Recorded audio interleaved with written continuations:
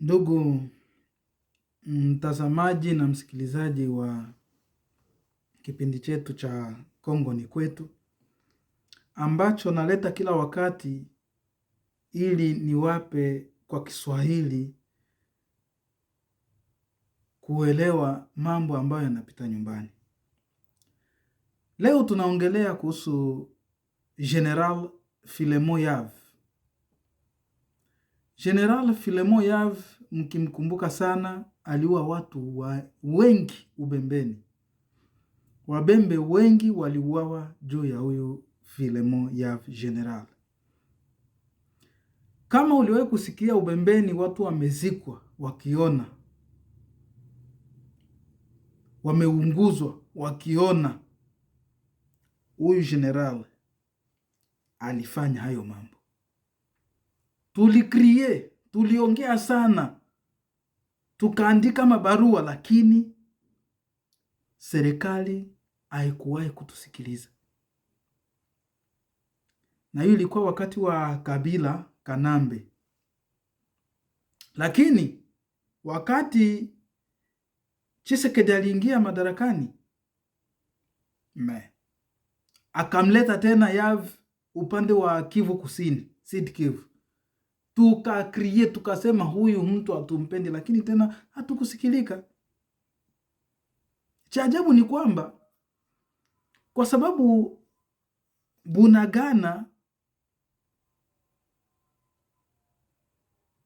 iliingiliwa, sisemi kushikwa, kwa sababu Bunagana tulikuja kugundua kila kitu kwamba Bunagana haikushikwa. Bunagana iliingiliwa. Kwa nini sisemi haikushikwa? Jeshi letu alikupigana kule Bunagana. Jeshi letu liliondolewa Bunagana. Aliyeleta oda ya kusema kwamba jeshi liondoke Bunagana, liache ile nafasi wazi, ni nani? Filemon Yav, generali mjinga sana. Yeye ndiye aliyepiga simu kwamba acheni vita, acheni kupigana, tokeni hapo ili Bunagana ishikwe. Lakini cha kushangaza tena, sasa hivi alikuwa na mpango wa kuingiza wanajeshi wa Rwanda pamoja na M23 ndani ya Goma ili jiji la Goma lishikwe. Unajua, Kagame bado amelala ule usingizi wake wa kila siku kuanzia miaka ya zamani hadi hivi, kwamba anawaza kwamba Kongo ni ile ile ambayo anatumia hela kwa kukonvinsi watu ambao anafahamu. Filemon Yav alikuwa en relation na James Kabarebe. Hivi mnaona haya mambo ni ya kawaida? James Kabarebe alifanya kazi ndani ya jeshi la Kongo. Yeye ndo alikuwa komanda supreme wa majeshi yote ya Kongo wakati wa huyu Kanambe. Lakini kwa sasa hivi navyoongea na wewe, James Kabarebe ni advisor wa Rais Paul Kagame Kigali, na ndiye alikuwa en contact na huyu Filemon Yav.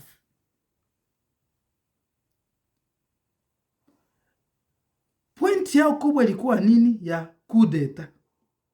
Coup d'etat ndio ilikuwa inaandaliwa kwa sababu alikuwa amesha mobilize wanajeshi wengi, maofisie wengi. Lakini ilipofika sasa wakati wa kusema kwamba kuachia cortege ambayo inakuja na militaire wengine, wale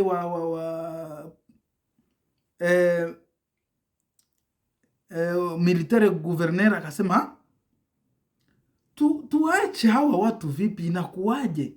Mimi ndo generale ya mimi mwenyewe ndo nakwambia na nimeamua, na mimi ndo natoa mamlaka, wapitishe, usiwafanye chochote. Akasema haitowezekana, mpaka ikafikia mwisho akakuja kusema hao ni Wanyarwanda na wanakuja kutusaidia kivipi? mpaka akaanza kumuonga, sijui ni hela nyingi tutagawana nini. General au tuseme gouverneur militaire akasema haitowezekana, ndo wakafanya action, wakapiga kwenye administration ya president Tshisekedi, wakasema kula haya mambo yako mazito sana, inabidi moja kwa moja tumwambie president. Wakamwambia Felix Tshisekedi. Felix Tshisekedi akasema endeleni na hiyo uchunguzi, na mara moja hiyo uchunguzi ifanyike haraka iwezekanavyo leo, kwa sababu inaonekana kama sio mwenyewe, itakuwa wako wengi. Kwa hiyo fanyeni uchunguzi wa haraka na washikwe leo. Ndo hapo Filemon Yav, General Filemon Yav ambaye aliua watu wengi kule Kivu Kusini, ameshikwa na wanajeshi wake 75, yani 75 solda.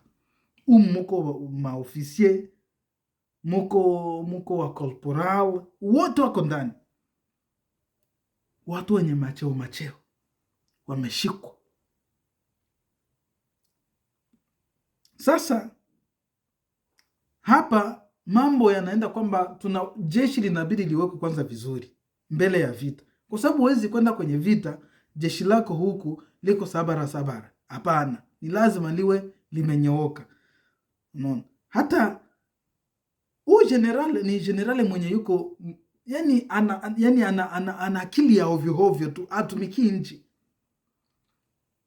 Alikuwa Sud Kivu, ikabidi waunde uhongo kwa general ambaye alikuwa kwenye province ya Goma, ambaye alikuwa anasimamia wa generale wote, yani tuseme jeshi lote la pale Goma.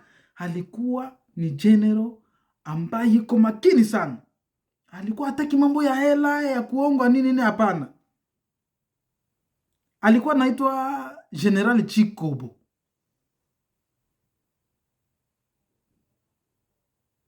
Unaona, General Chikobo ndo alikuwa amekaa pale.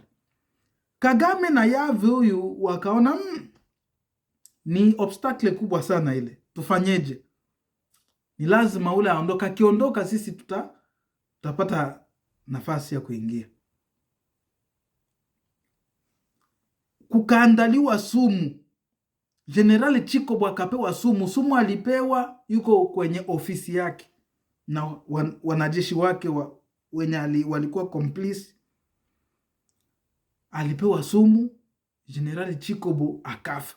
Na mbele ya General Chikobo kufa, alileta mambo mengi ya kusema kwamba huyu general anaongea na Rwanda sijui nini na nini. Felix Tshisekedi akaona hivyo, akamuondoa, akaweka mwingine. Lakini kumbe pointi ya General Yav ilikuwa ya yeye kwenda kuwasilisha mambo.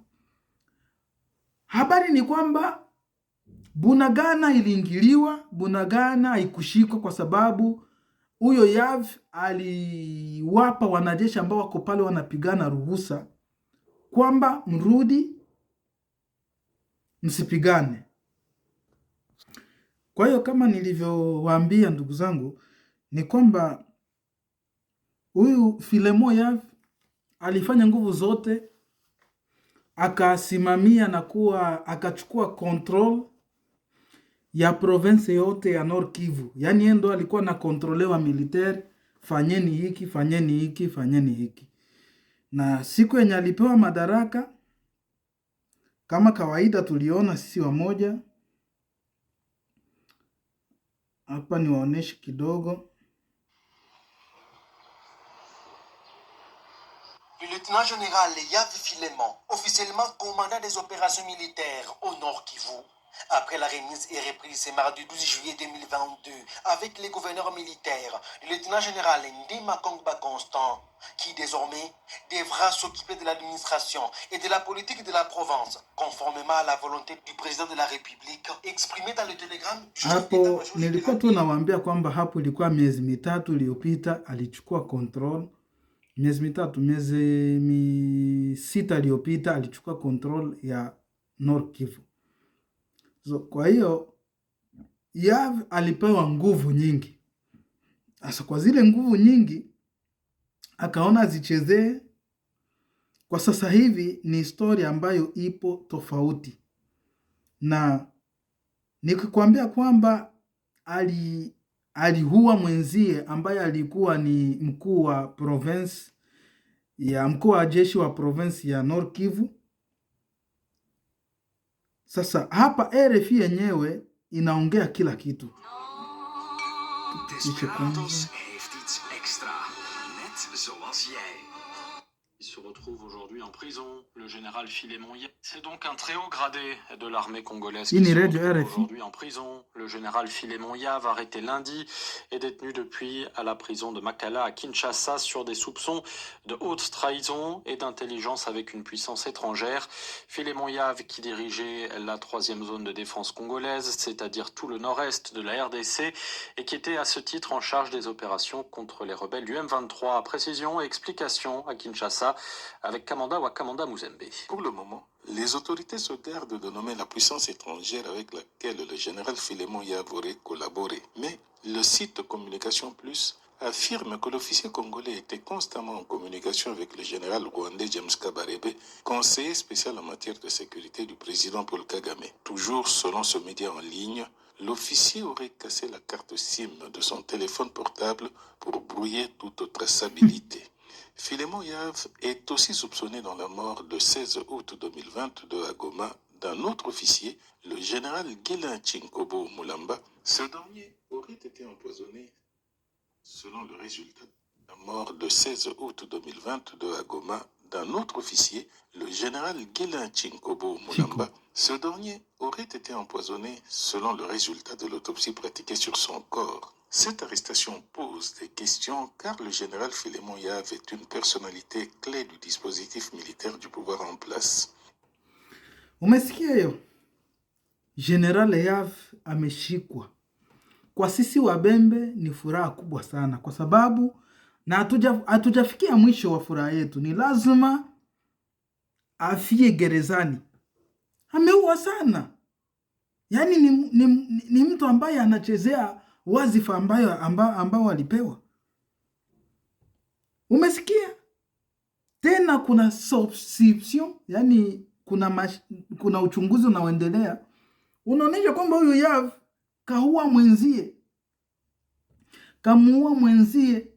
Kama nilivyowaambia, Yav alikuwa na mpango wa kuingiza wanajeshi wa Rwanda kuja kushika Goma. Rais Tshisekedi alivisema, ngojeni niwaonyeshe. Les brebis galeuses, dites-vous, en 6 mois, vous avez mis à l'écart 2 hommes clés de votre dispositif, votre conseiller sécurité François Beya et tout récemment le général Philémon Yav. Tous deux sont soupçonnés d'intelligence avec l'ennemi. S'agit-il d'intelligence avec le Rwanda?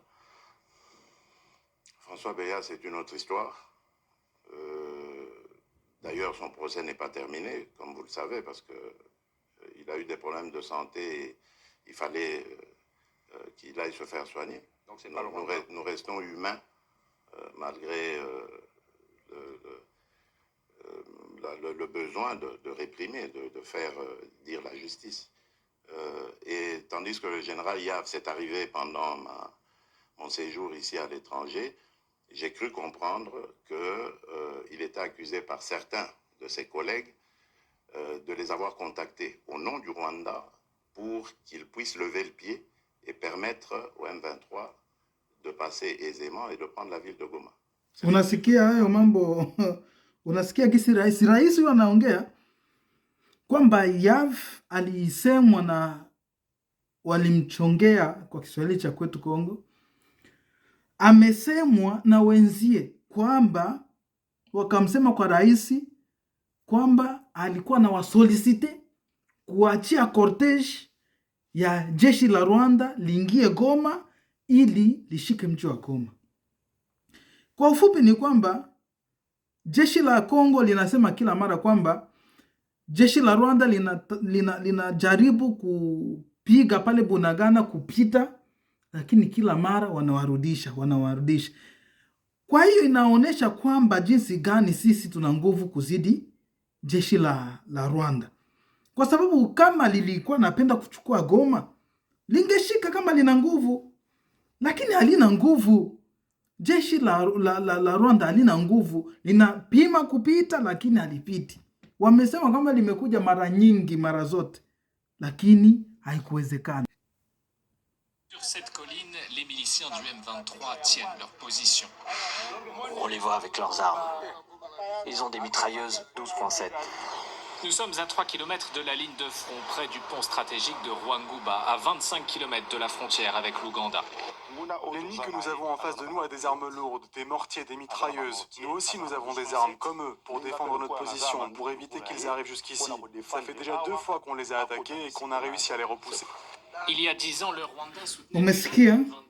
Ni kwamba wanakuja wanapiga, wanarudishwa. Wanapiga, wanarudishwa. Unaona? Inaonyesha kwamba jeshi la Rwanda nguvu halina. Unaona? Kwa hiyo sasa ni kusema kwamba wanajeshi Kongo wengi wako komplisi, na sasa hivi kumeanza mpango wa kuhosha jeshi, na ndio maana unaona wanaanza kushikwa na kuwekwa ndani. Pamoja na Mungu tutashinda. Asante.